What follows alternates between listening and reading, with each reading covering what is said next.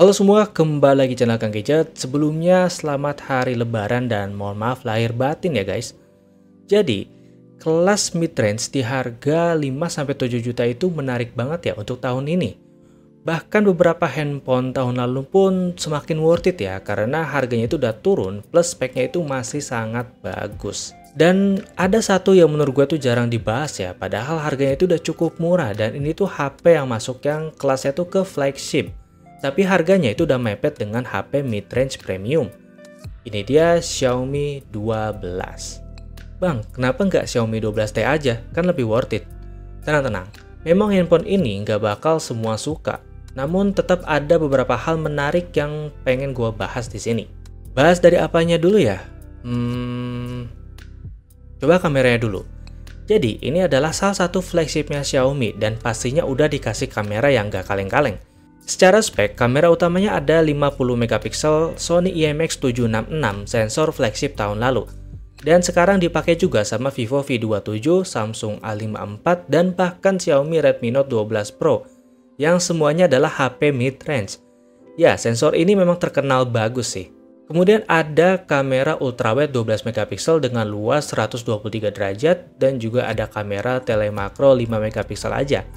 Serta kamera depan 32 megapiksel. Terus gimana nih hasil kameranya? Ke kamera utamanya dulu. Di sini gue coba foto langsung tanpa SDR atau AI yang dinyalain. Hasilnya sih bagus ya kalau di siang hari, tapi kalau boleh jujur, ini tuh bukan selera gue sih. Warnanya tuh kayak berusaha untuk terang gitu loh. Tapi ya emang bagus sih sebenarnya. Tapi mungkin orang lain suka ya karena bisa langsung dipublish gitu ke sosmed. Kita juga bisa melakukan zoom digital sebanyak 2 kali dan hasilnya masih sangat bagus banget. Kemudian juga ada mode 50 megapiksel yang hasilnya juga bagus banget dan minim processing. Tapi detailnya lumayan bagus ya, dan cocok banget nih kalau misalnya kalian mau ngeprint muka kalian di baliho. Nah, kalau mode SDR-nya sih kayak begini ya. Bisa kalian lihat sendiri dan nilai sendiri aja deh. Kalau foto malamnya, nah ini yang gue suka. Walaupun nggak pakai mode malam, hasilnya tuh masih oke banget, masih bagus banget. Dan masih bisa diandalkan. Tapi kalau pakai night mode, foto itu bakal lebih bagus lagi dengan noise yang lebih minim dibandingkan pas gak pakai night mode. Untuk kamera ultrawide-nya, menurut gua hasilnya tuh lumayan jomplang ya. Kalau di kamera utama berusaha untuk seterang mungkin, di sini malah kelihatan gelap dan agak soft gitu. Meskipun udah pakai resolusi 12 megapiksel dan ketika di shot tanpa pakai mode apapun, warna karakternya tuh agak beda dengan kamera utama ya. Tapi ini sedikit aja sih menurut gua. Dan juga ketajamannya pasti gak setajam kamera utamanya ya, karena bukaan lensanya juga gak segede kamera utama. Jadi kamera ultrawide ini cuma pakai bukaan f2,4 dibandingkan f1,88 di kamera utamanya. Tapi seenggaknya bukan kamera ultrawide 8 megapiksel yang menurut gua tuh nanggung banget ya.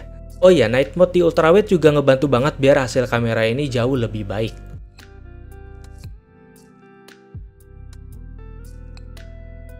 Terus ada kamera telemakronya. Ya walaupun ini kamera makro, tapi menurut gue ini bagus ya. Karena ukurannya tuh lumayan gede, itu 5 megapiksel. Beda sama kelas mid atau yang lain tuh rata-rata kayak cuma 2 megapiksel. Kayak kamera Hore doang gitu. Buat tim Hore aja. Nah tapi kecuali Samsung sih, biasanya doi itu pakai yang 5 megapiksel juga. Dan bagusnya kamera telemakro ini ada autofocusnya. Jadi untuk ngatur jarak itu bisa lebih fleksibel.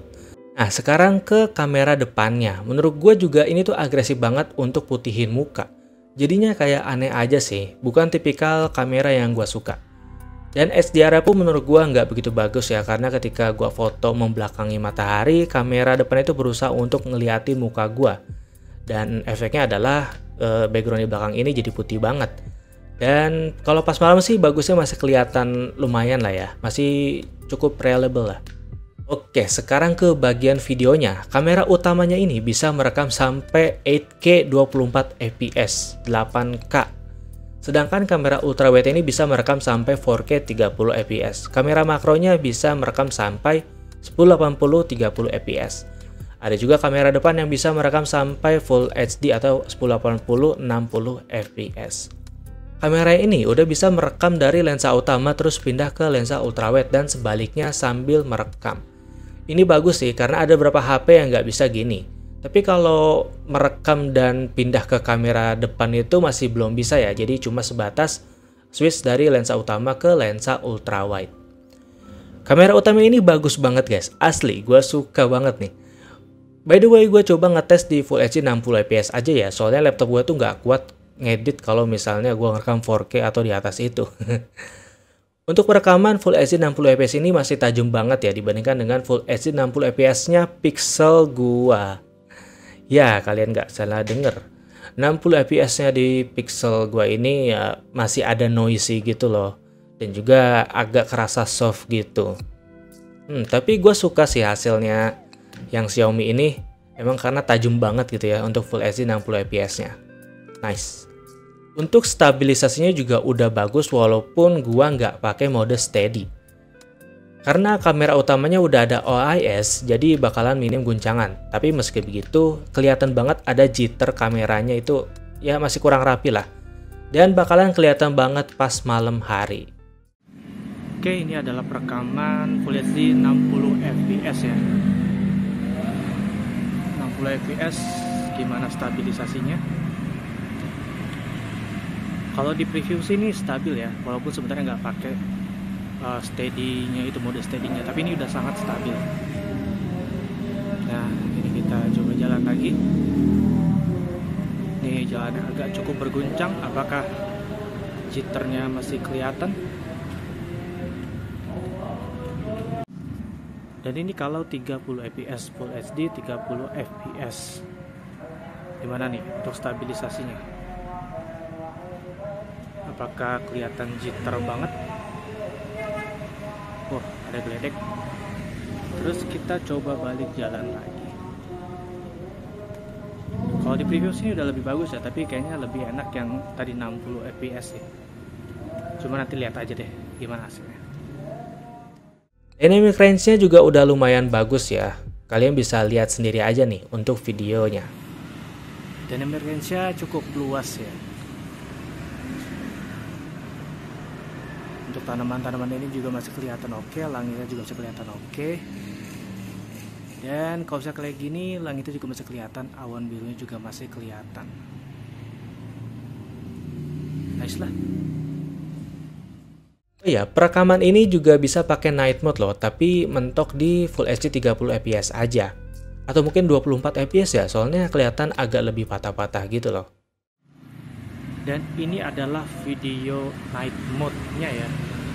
Dia cuma bisa di Full HD 1080p 30 fps. Cukup lebih terang ya. Ini kucing kelihatan di tempat gelap. Dan juga jalanan kelihatan lebih terang. Bagus ya ini video night mode-nya. Untuk ultrawide-nya sih kalau di siang hari mah udah pasti bagus lah ya. Stabil juga kalau gua lihat, walaupun masih ada jitternya. Tapi kalau malam hari ya lumayan aja ya, tapi ya jadinya gelap gini. Kalau mau agak terangan sedikit bisa pakai yang mode 30 fps aja. Oke. Ini merekam pakai ultrawide Full HD 60 fps. Gimana stabilisasinya? Kita balik set. Dynamic range juga lumayan bagus ya. Ya, ini ultrawide 1080p 60 fps. Ini gelap banget. Beneran gelap banget ya. Jalan nggak kelihatan. Pokoknya ini gelap banget. Dan ini kalau 30 fps Full HD 30 fps. Gimana nih untuk stabilisasinya? Apakah kelihatan jitter banget? Oh, ada geledek. Terus kita coba balik jalan lagi. Dan kamera depannya ini cuma bisa merekam Full HD 60 fps aja. Ya memang tipikal handphone dari Cina itu kan kamera depannya kayak mentok Full HD 60 fps aja sih. Ya kecuali Vivo V27, dia bisa merekam 4K loh. Dan ya, ini tuh hasilnya bagus dan stabil juga ya di kondisi siang hari. Namun kalau malam hari ya bakal kelihatan banget jitter dari videonya. Tapi ya udahlah ya, yang penting tuh masih kelihatan dan masih bagus juga sih menurut gua. Kalau ini hasil kamera depannya ya, yaitu Full HD bisa 60 fps. Tapi ya seperti kebanyakan HP China ya cuma mentok Full HD 60 fps. Kecuali Vivo V27, dia itu bisa sampai 4K. Tapi gimana nih menurut kalian? Stabilisasinya gimana? Ya untuk belakang ini jadi agak terang banget ya, dan fokus mutihin muka aja. Tapi kalau dilihat di sini sih kayaknya stabil ya. Kita agak jauhan dikit.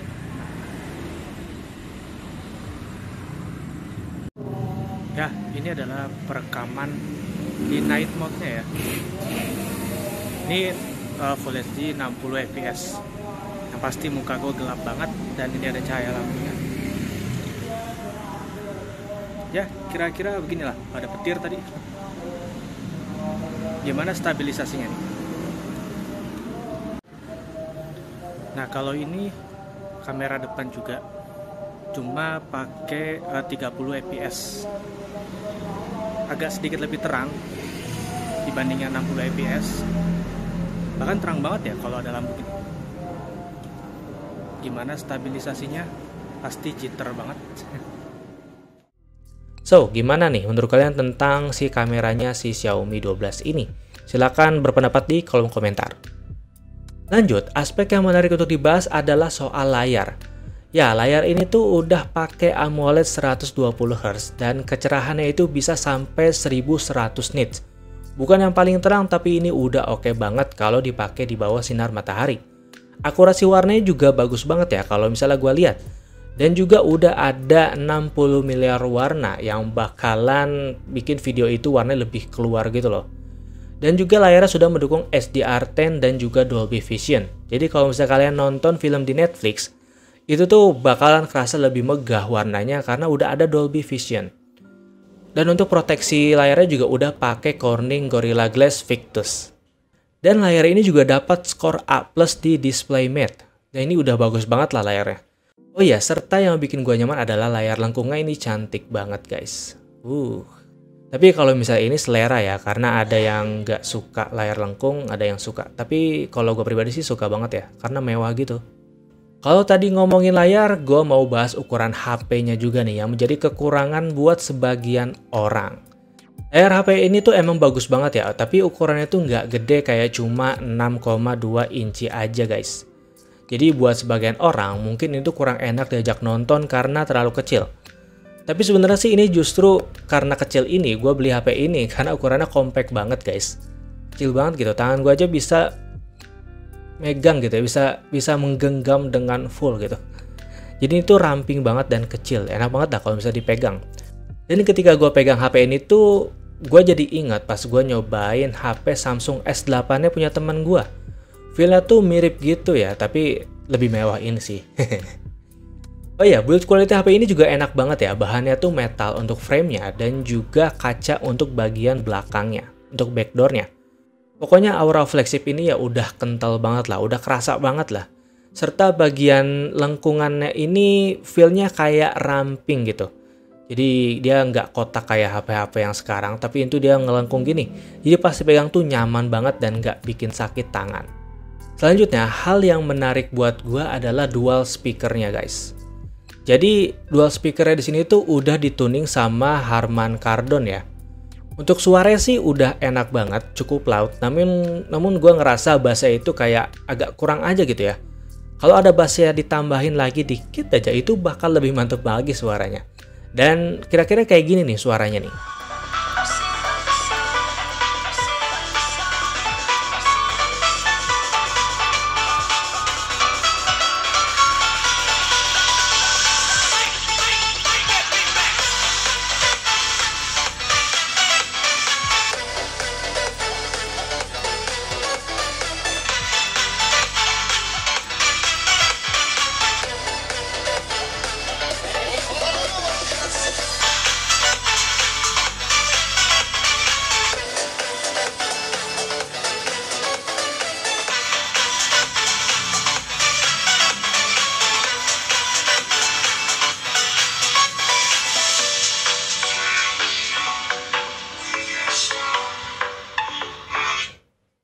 Oh iya, ada juga nih software kecil untuk enhance suara dialog video. Jadi suara orang ngomong itu bakalan lebih kenceng. Ini fitur kecil yang sering gue pakai kalau lagi nonton video di YouTube. Oke, ini adalah keyboardnya dengan layout tipenya itu full size. Kalau misalnya kalian pengen yang TKL yang cuma segini doang, ada yang seri MK876. Untuk warna sendiri di sini ada dua tipe ya. Yang pertama itu yang alpanya warna grey, kemudian yang pinggiran ini warna hitam. Dan juga yang alpanya warna hitam dan pinggiran ini warna grey. Dan unit yang muncul di studio Kang Gadget ini yang alpanya warna hitam. Dan kalau dilihat-lihat ini juga lumayan cakep ya. Di paket pembeliannya kita tuh dapat keyboardnya, manual book, dan juga kartu garansi. Nah, untuk spek lainnya, dia tuh udah pakai RAM 8GB yang bisa di-extend sampai 5GB. Kemudian juga ada storage 256GB dengan UFS 3.1. Dan sekarang kita ke bagian performanya nih. Kenapa ditaruh belakang? Karena menurut gue ini adalah hal yang paling mixed feeling gitu loh. Kadang gue suka, tapi di sisi lain kadang gue juga kurang suka gitu. Jadi ya HP ini udah pakai Snapdragon 8 Gen 1 ya, bukan chipset terbaru tapi masih kenceng dan kerasa smooth. Di tes pakai Antutu pun dapat skor 900 ribuan. Untuk dipakai harian sama sekali nggak ada masalah, namun ketika dipakai ngegame kayak Genshin Impact, ini throttlingnya itu kerasa banget.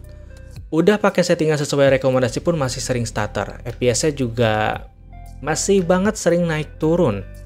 Padahal udah pakai mode performance dan juga udah disable aplikasi Joyose. Juga masih aja kadang stutter. Dan pas di tes wildlife stress test, pakai 3D Mark cuma dapat stabilitas yang cuma segini nih. Tapi untuk main game ringan kayak Mobile Legends dan lain-lain sih harusnya nggak bakal sampai stutter gini ya. Ini sih emang karena game Genshin emang game setan aja sih. Tapi kalau gue lihat kebanyakan HP flagship itu stabilitasnya untuk ngegame ya emang kurang bagus juga sih. Jadi ya bukan di Xiaomi 12 aja. Oh iya, mungkin performa limit juga sengaja dibuat karena HP kecil itu susah dipasangin cooler yang proper ya. Nah, tapi ada bagian yang menurut gue ini kurang enak. HP ini tuh panas, beneran kerasa panas gitu ke tangan karena emang bahannya itu metal dan kaca sih. Dan emang kerasa sering panas di awal-awal pemakaian, padahal cuma pemakaian biasa kayak sosmed dan YouTube gitu loh. Tapi setelah beberapa hari pakai, panasnya tuh udah nggak kerasa lagi. Kalau kata forum sih, ini HP-nya ini lagi menyesuaikan dengan pemakaian kita. Jadi bakalan kerasa panas. Tapi kalau udah beberapa hari gitu, dia udah bisa menyesuaikan dan udah nggak sepanas pas awal lagi. Untuk iklan gimana nih? So far di MIUI 14 ini iklannya bener-bener sedikit banget ya. Kayak lebih sopan lah gitu. Dibandingkan yang sebelum-sebelumnya tuh kayaknya rame betul ya gue lihat orang-orang. Nah sebenarnya tinggal setting-setting dikit aja tuh udah hilang dan nggak muncul lagi gitu di aplikasi bawaan. Jadi ini udah nice banget lah. Untuk baterai sih yang cuma 4500 mAh menurut gua standar aja ya. Nggak boros amat dan juga nggak awet-awet amat. Ngecasnya juga udah lumayan cepet ya, soalnya udah pakai 67 watt. Nah sebenarnya sih bagian ini tuh bagus di Xiaomi 12T karena dia tuh udah pakai 120 watt. Dan HP ini juga udah mendukung pengecasan 50 watt wireless, tapi mesti beli dock khusus gitu untuk Xiaomi-nya ya. Dan harganya sekitar 300 ribuan gitu, jadi biar wireless 50 wattnya jalan. Ya tapi beruntungnya sih casannya masih dikasih ya di dalam paket pembeliannya. Oh iya, HP ini juga cuma support dual SIM 5G aja ya, jadi nggak bisa pakai micro SD. Dan kebetulan sih versi yang masuk ke Indonesia itu adalah storage-nya yang 256GB. Jadi udah cukup gede banget. Dan itulah hal-hal yang menarik menurut gua di Xiaomi 12 ini. Yang utama sih aura flagshipnya ini kerasa banget. Dan kebetulan gua lagi nyari HP yang ngebut tapi ukurannya kecil. Tadinya sih gua mau beli Zenfone 9 tapi harganya itu masih mahal banget. Dan opsi yang paling murah itu ada di Xiaomi 12 gitu. Karena gua cuma dapat 7,4 aja gitu ya. Dari awalnya itu harganya 10 juta. Kesimpulan gue, handphone ini tuh all-rounded banget ya, bagus banget tapi secara all-rounded gitu. Mulai dari desainnya, layarnya, kameranya, dan juga performanya. Memang sih bukan yang terbaik, tapi kalau kalian cari performa mantap, ambil Xiaomi 12T. Itu kata orang-orang enak banget diajak main game dan ngecasnya juga cepet banget 120 watt. Cocok lah buat kalian yang emang pengen HP performanya mantap, itu kerasa banget di Xiaomi 12T. Nah, sebenarnya Xiaomi 12 ini juga masih lebih dari cukup itu ya. Kalau misalnya main game kayak Mobile Legends gitu tuh, atau game-game ringan itu masih bisa banget. Tapi memang ukuran layar yang kecil dan juga baterai kecil plus limitasi performance-nya juga jadi agak kurang enak aja gitu ya. Dan memang pilihan HP flagship dengan ukuran kecil itu sekarang emang agak susah ya. Palingan ada Zenfone 9, ada Samsung S23, atau iPhone non Pro Max series gitu ya. Dan Xiaomi 12T ini. Gue sih berharap banget ada HP compact lainnya yang bisa join the game, kayak Vivo, Oppo, atau siapalah itu. Itulah review Xiaomi 12 selama kurang lebih semingguan ini. Gue suka banget sama HP ini terlepas dari kelebihan dan kekurangannya. Gue nyaman banget pakai HP ini karena enak banget di tangan. Makasih yang udah nonton dari awal sampai akhir. Silahkan like kalau kalian suka dan kalau dislike aja lah kalau misalnya kalian nggak suka. Dan kalau misalnya kalian punya pertanyaan atau mau ngasih pengalaman pakai ala kalian, silahkan tulis aja di kolom komentar ya. Nanti gue coba balesin atau kita diskusi. Oke, gitu aja. Gue Ilham pamit dan bye.